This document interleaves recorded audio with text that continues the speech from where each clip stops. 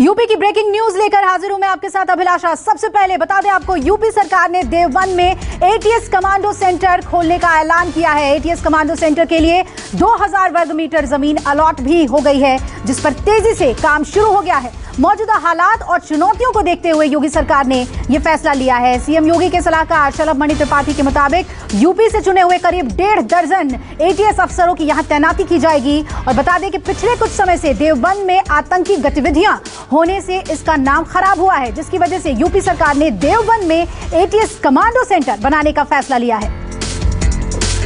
अशोक तिवारी मेरे सहयोगी जुड़ रहे हैं इस पर ज्यादा अपडेट के साथ। एटीएस कमांडो सेंटर देवबंद में खुलेगा। शलभ, किस तरीके से यह फैसला लिया गया है और इसके लिए क्या काम आगे होने हैं?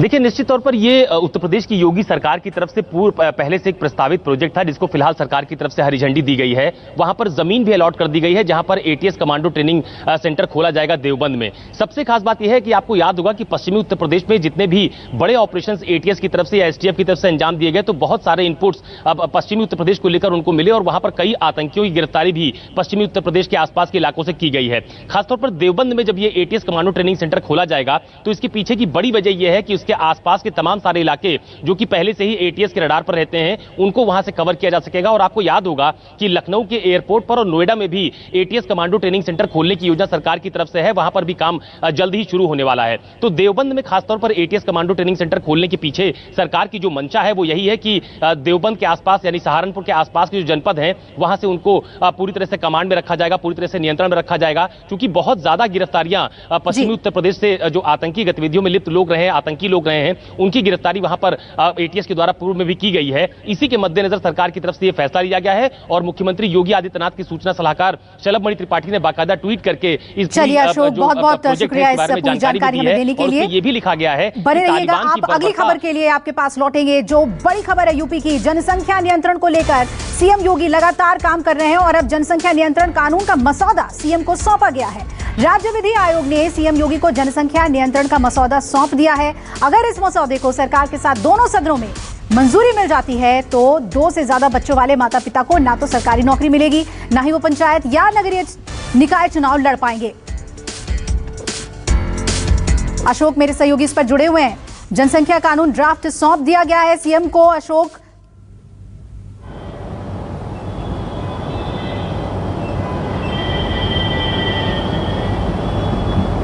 देखिए, बिल्कुल आपको याद होगा कि राज्य विधि आयोग के जो चेयरमैन है एएन मित्तल, उनकी तरफ से पहले एक पूरा प्रस्ताव तैयार किया गया था जनसंख्या नियंत्रण कानून को लेकर। और ये कहा गया था कि उस पर तमाम सारी आपत्तियां और सुझाव भी मांगे जाएंगे और उसके बाद जो फाइनल मसौदा तैयार होगा वो मुख्यमंत्री योगी आदित्यनाथ या सरकार को सौंपा जाएगा। तो फिलहाल एएन मित्तल की तरफ से पूरा मसौदा, पूरी जो रिपोर्ट तैयार की गई है जनसंख्या नियंत्रण कानून को लेकर, वो मुख्यमंत्री योगी आदित्यनाथ को सौंप दिया गया है। आपको याद होगा कि जनसंख्या नियंत्रण कानून पर बहुत ज्यादा विवाद जब ये मसौदा तैयार हो रहा था तो उस दौरान देखने को मिला था तमाम सारे जो मुस्लिम धर्मगुरु हैं उन्होंने इस बात का विरोध भी किया था कि आखिरकार इस तरह के कानून की क्या जरूरत है। विपक्षी पार्टीज ने भी इसका विरोध किया था। तो फिलहाल फाइनल मसौदा जो है वो मुख्यमंत्री योगी आदित्यनाथ को सौंप दिया गया है और उसमें तमाम सारे सुझाव भी दिए गए हैं। और अगर आने वाले दिनों में सरकार के साथ साथ जो विधानमंडल के दोनों सदन है यानी कि विधानसभा और विधान परिषद, इसमें अगर ये तीनों जगह से ये जो मसौदा है वो पास हो जाता है तो ये उत्तर प्रदेश में लागू हो जाएगा। हालांकि अभी इसका अध्ययन सरकार की तरफ से भी किया जाएगा। सरकार का जो लॉ डिपार्टमेंट है, विधि विभाग, उसकी तरफ से इसका पूरा अध्ययन किया जाएगा। इसके फायदे और नुकसान के बारे में भी आकलन होगा और उसके बाद इसमें सरकार की तरफ से आगे कदम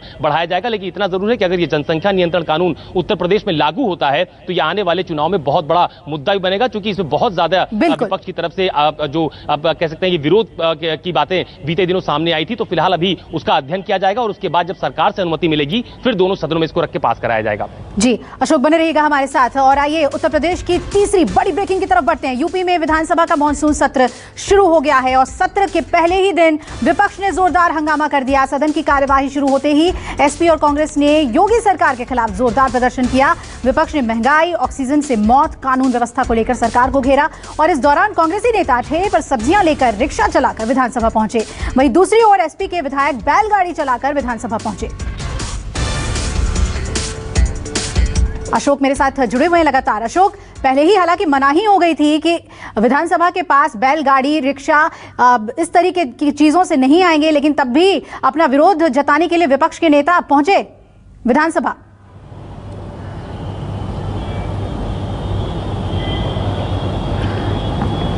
देखिए बिल्कुल आज से उत्तर प्रदेश विधानसभा का मानसून सत्र शुरू हुआ है और कल ही जब सर्वदलीय बैठक हुई थी तो उसमें समूचे विपक्ष से सरकार की तरफ से शांतिपूर्ण ढंग से सदन चलाए जाने का अनुरोध किया गया था और तमाम सारे नेताओं ने उस पर सहमति भी दी थी। हालांकि चूंकि आज बहुत सारे जो परिषद के सदस्य थे, विधानसभा के सदस्य थे, उनके निधन की सूचना के बाद फिलहाल सदन की कार्रवाई स्थगित कर दी गई है। लेकिन विधानसभा का सत्र शुरू होने से पहले कांग्रेस ऑफिस से लेकर और जो एनेक्सी है, जो पहले मुख्यमंत्री सचिवालय हुआ करता था, वहां तक कांग्रेसी नेताओं ने पैदल मार्च किया।